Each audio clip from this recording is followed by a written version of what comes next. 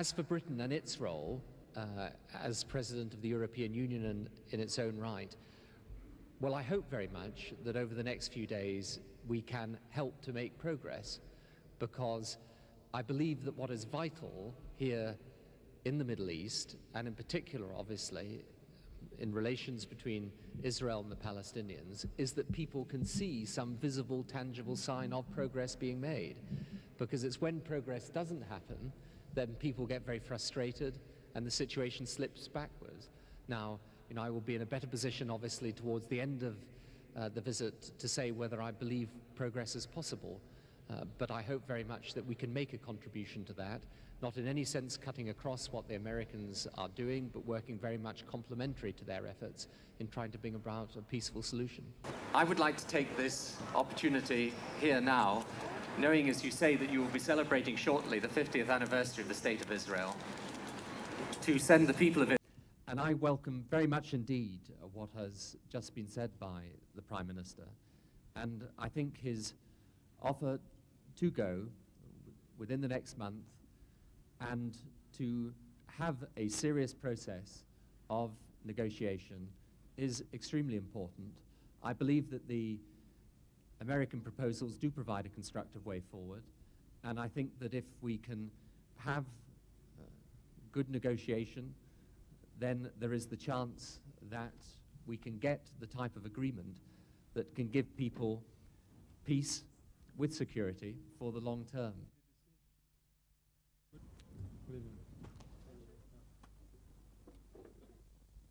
All I would like to add to what I said earlier, both in my initial statement and in also the press conference that we had afterwards, was that I think what we have tried to learn, and thank you again for those kind remarks about Northern Ireland, I think what we've tried to learn there is that compromise is not a bad thing if it is based on principle. And we do need to make compromises, all sides, to reach a settlement of a dispute, but it's important that it is based on principle. And I think provided people keep that framework in their mind, they've got a better chance of getting there. Because the other thing that we learned very, very clearly as well is that it does require a degree of trust in circumstances where people don't trust each other. If in and around the same time there were some meetings on the economic issues, I emphasize once again that that is a process in which the United States will be making various proposals, and anything that we do is simply complementary to their role, not in any way independent of it.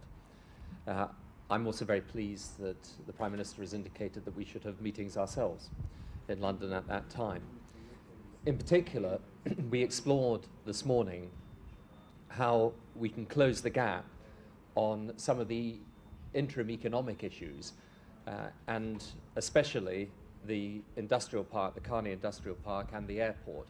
Both of those are tremendously important, obviously, for the future prosperity of the Palestinians, indeed of the whole region. And we will continue our work as President of the European Union to try and make sure that that comes to a successful conclusion. And I was very pleased to learn from the Prime Minister this morning that he believes agreement is close on those issues. What is tremendously important in a situation such as this is that people do see that progress is happening, because I know there has been tremendous frustration, and I'm sure that frustration is felt everywhere within this region. And the best cure for that frustration is actually that progress is there and can be seen, and that people believe there are positive, concrete steps being taken. It is not, repeat not, a war against Islam. The vast majority of Muslims condemn bin Laden, whose acts are wholly contrary to the proper teaching of Islam. And thirdly, Osama bin Laden does not speak for the Palestinian people and their cause. In fact, his actions are designed to threaten the very fragile situation in the Middle East. The final thing I would say is this. There are people who've suggested that our desire to reinvigorate the Middle East peace process is simply prompted by the terrible events of the 11th of September. Let me remind you that that is wrong. In recent months, we've had, for example, the Tenet report, the Mitchell Plan. Before the 11th of September, we were all, including the US administration, working hard to get the parties back into talks and negotiation in an atmosphere of security and trust. That no matter what the cause is, no matter how passionately people believe in a cause, nothing can justify killing thousands of people in cold blood in New York or anywhere else in the world. So, we have that gulf of misunderstanding. And what the bin Ladens of this world want to do is they want to widen that gulf, right? They want to put Islam against Christianity. They want to put Arab against Western or America. They want to put Muslim world against the Western world. And I tell you, that way lies disaster. And what we've got to do, all of us that believe in decent values of tolerance towards people, of prosperity for all people, we have got to be the ones that take charge of this political situation and drive the extremists out of the equation. And I need to do my part in achieving that. And sir, you and your colleagues need to do your part too. Thank you. The only solution in the end starts from two fixed points of principle.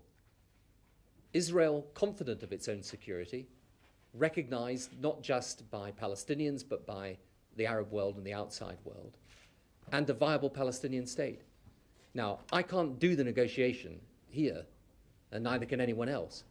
But if we agree those two fixed points of principle, then people can sit down and work out how we get there and deal with these security issues at the same time.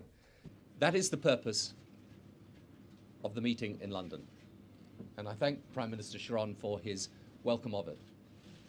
The purpose of this, in other words, is to make sure that when the fourth step that we talked about, namely the disengagement, actually happens, we have in place a proper and viable plan in order to make sure that disengagement can indeed then lead back into the roadmap as the Prime Minister indicated.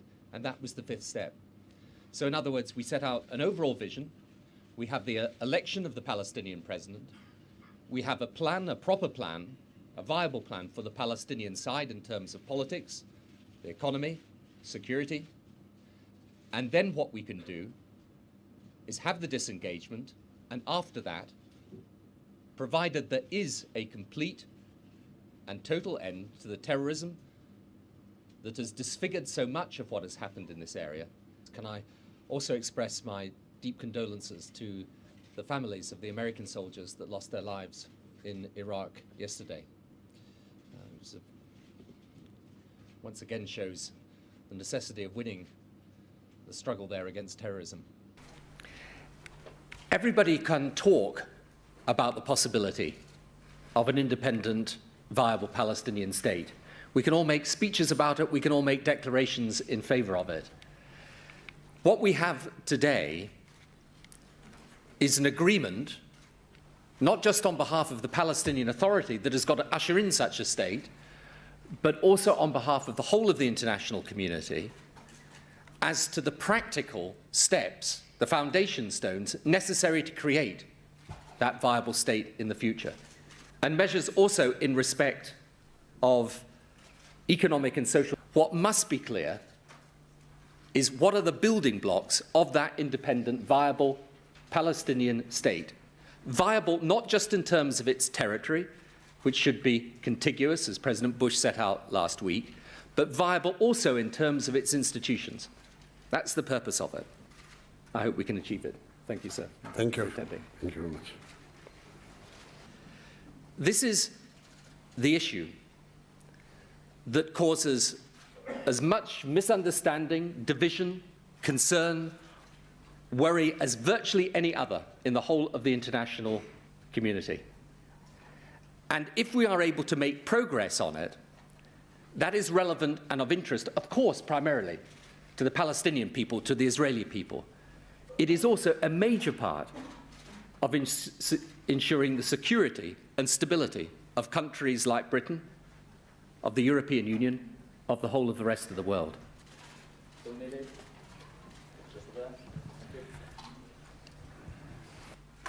The best answer we can give from the international community is to make it clear that these terrorists who want to destroy the possibility of people living side by side in peace are not going to succeed. They're not going to succeed in Palestine, they're not going to succeed anywhere else, they're not going to succeed in Israel. I don't want to go down any other path than a negotiated settlement.